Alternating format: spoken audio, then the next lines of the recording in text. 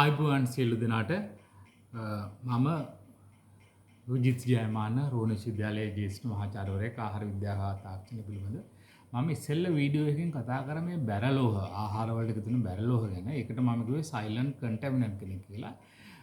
මොකද සයිලන්ට් කන්ටැමිනන්ට් කෙනෙක් කියන්නේ මේ අපි දන්නේ නැහැ, පේන්නේ නැහැ, මේ පර්යේෂණ වලට අහු වෙන්නේ නැහැ. නමුත් ස්ලෝලි සයිලන්ට් විදිහට පැතිරෙන කන්ටැමිනන්ට්ස්ලා තමයි හෙවි මෙටල්ස්. ඒ වගේ එකක් තමයි මේ මයික්‍රෝප්ලාස්ටික්ස් කියන එක. මම අද කතා කරන්න යන්නේ මේ මයික්‍රෝප්ලාස්ටික් ගැන. එතකොට මයික්‍රෝප්ලාස්ටික් කියන එකත් මේ ස්ලෝලි මේ අපේ ආහාර දාම ආහාර ජාල වලට ඇතුල් වෙලා අපේ ඇඟට ඇතුල් වෙනවා. දැන් මේකත් මේ ලොකු ප්‍රශ්නයක් වෙගෙන එනවා දැන් ලෝකේ හැමතැනම මේ මයික්‍රෝප්ලාස්ටික් කියන එක. මගෙන් කීප දෙනෙක් ඉල්ලලා සිටියා මේක ගැන කතා කරන්න කියලා. එතකොට මේ කොහොමද මේ ප්ලාස්ටික් ඇඟ ඇතුළට එන්නේ? මේක ක්‍රම කීපයකට වෙන්න පුළුවන්. දැන් අපි ප්ලාස්ටික් පාවිච්චි කරනවා එක දේවල් වලට අපි ප්ලාස්ටික් යූස් කරනෝනේ කළා අපි පරිසරයට එකතු කරලා දානවා. ඊට පස්සේ මේ පරිසරයේ මේක වියෝජනය වෙන්නේ එකතු වෙනවා. එකතු වෙනව විතරක් නෙවෙයි අර පොඩි කෑලි වලට කැඩිලා මේක මේ ජල මූලාශ්‍ර වලට එකතු වෙනවා. පරිසර පද්ධති වලට එකතු වෙනවා. එතකොට මේ ප්ලාස්ටික් දිරන්නේ නැහැ. නමුත් පුංචි කෑලි වලට කැඩෙනවා. දැන් මේක මේ ප්‍රධාන වශයෙන් මේ ප්ලාස්ටික් ගිහිල්ලා ඔය ගංගා වලින් එහෙම ගිහිල්ලා මූදට එකතු වෙලා මූද ගොඩාක් තියෙනවා. පරිසර දූෂණයක් වගේ මූදේ බලා ගන්න පුළුවන්. එතකොට මේ පුංචි කෑලි වල කැඩෙනවා මේවා. ඊට පස්සේ වෙන්නේ මේ මත්ස්‍යයන් මුහුදේ ඉන්න ජීවීන් මේවා ආහාරය කියලා හිතාගෙන ඒගොල්ලෝ අනුභව කරනවා. ප්ලැන්ටන් වගේ ඒවා. ඊට පස්සේ ඒවා ලොකු මාළු අනුභව කරනවා. ඊට පස්සේ අපි මාළු කනකොට එතකොට අපේ ඇඟටත් එනවන මයික්‍රෝප්ලාස්ටික්. ඔන්න එක ක්‍රමයක්. ඊට පස්සේ දැන් අපි ජලයේ මයික්‍රෝප්ලාස්ටික් දැන් මේ හැම ජල මූලාශ්‍රයේම ප්ලාස්ටික් බෝතල් විසි කරලා පොලිතීන් මේවා ප්ලාස්ටික් ඔක්කොම අපද්‍රව්‍ය යන්නේ මේ ගංගාවලට ඇලවල් වලට ඒවෙන් තමයි ඒවට තමයි යන්නේ මූදට. එතකොට දැන් ජලයේ තියෙන මයික්‍රෝප්ලාස්ටික්. එතකොට අපි ජලය පානය කරනකොට මයික්‍රෝප්ලාස්ටිකුත් අපේ ඇඟට එනවා.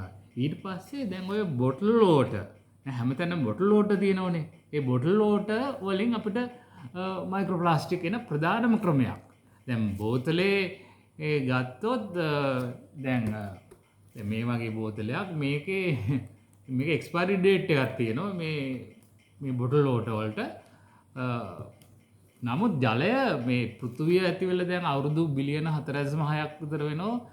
ඒ කාලේ ඉඳලම ජලය තියෙන පෘථිවියේ. ජලය එක්ස්පයර් වෙන්නේ නැහැ කොහෙවත්. ඒ ජලය ඉතින් ලින්දක මූදේ එක්ස්පයර් වෙන්නේ නැහැ. එහෙනම් බෝතලයට කොහොමද එක්ස්පයරි ඩේට් එකක් ආවේ?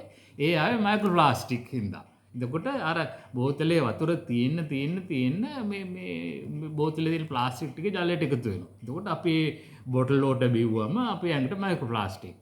ඔය තව ක්‍රමයක්. එතකොට මයික්‍රෝප්ලාස්ටික් එන්න පුළුවන් මේ ක්‍රම කීපයක් මට කියන්න පුළුවන්. එකක් බොටල් වෝටර්. ලීටරයකින් මයික්‍රෝප්ලාස්ටික් පොඩි පාටිකල් 325ක් එකතු වෙනවා.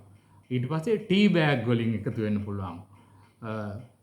ඉන්ස්ටන්ට් රයිස් වලින්, බියර් වලින්, සෝල්ට් මේ හැම එකම මයික්‍රෝප්ලාස්ටික් තියෙනවා. මේවා අපේ ඇඟට ඇතුල් වෙනවා.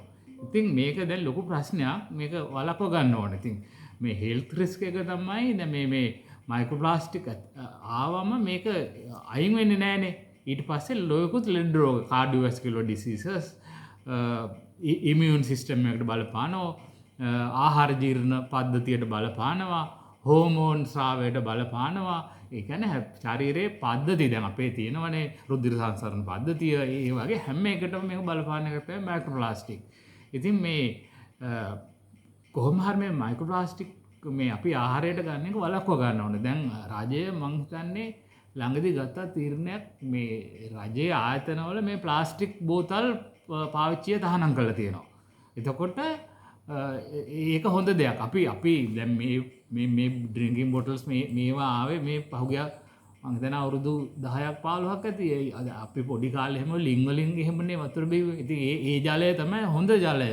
ඒව අරගෙන එක්ක උණු කරලා නිවාගෙන බොන්න පුළුවන් නැත්නම් ෆිල්ටර් කරලා බොන්න පුළුවන්. එහෙම තමයි ඉතින් බොන්න ඕන. මේ ප්ලාස්ටික් බෝතල් එකතු කරගෙන මේ වගේ මයික්‍රෝ ප්ලාස්ටික් ඇඟට දාගන්න නැතුව ඉන්න එක හොඳයි.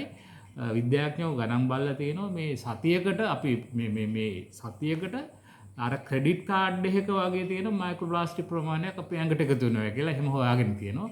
ඉතින් ඒකින්ද පුළුවන් තරම් මේ මයික්‍රෝ ප්ලාස්ටික් ශරීරයට ඇතුල් වෙන එක වළක්ව ගත්තොත් හොඳයි. මේකත් මේ සයිලන්ට් කිලර් කෙනෙක්, සයිලන්ට් කන්ටැමිනන්ට් කෙනෙක්. හොඳයි, බොහොම ස්තුතියි.